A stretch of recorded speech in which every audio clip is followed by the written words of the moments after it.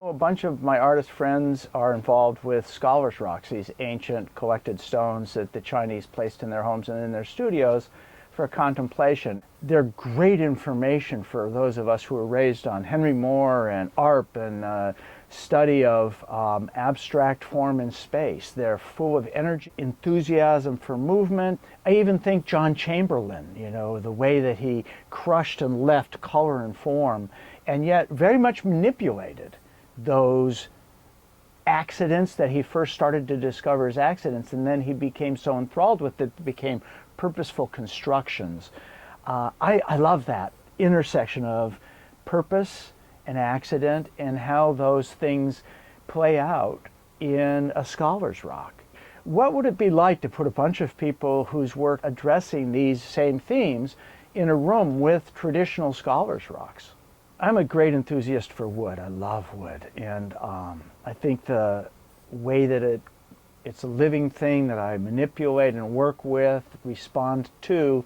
And my wood pieces, even though I kind of jump off of the idea of scholars' rocks, they're still wood, and I don't completely lose their wood identity, but I'm also playing with the idea of rock and how rocks and wood have a natural resemblance. I'm enthused by the synergy of natural forms that I know so well, mountains and trees and animal shapes and musculature, and how all those things meld in a perfect existence that we have in this world, a beautiful, beautiful world.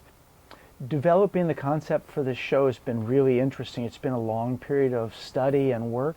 With Donna Dodson, we organized a talk about the zodiac and scholars' rocks. The invited guests were Kemen Hugh and Al Miner. Kemen Hugh, who is so enthralled with the spirit of the stone and her feelings for an individual stone. And then we saw Al Miner, who took the intellectual approach of scholars' rocks as perhaps the original ready-made, where we find an object and we elevate it to art status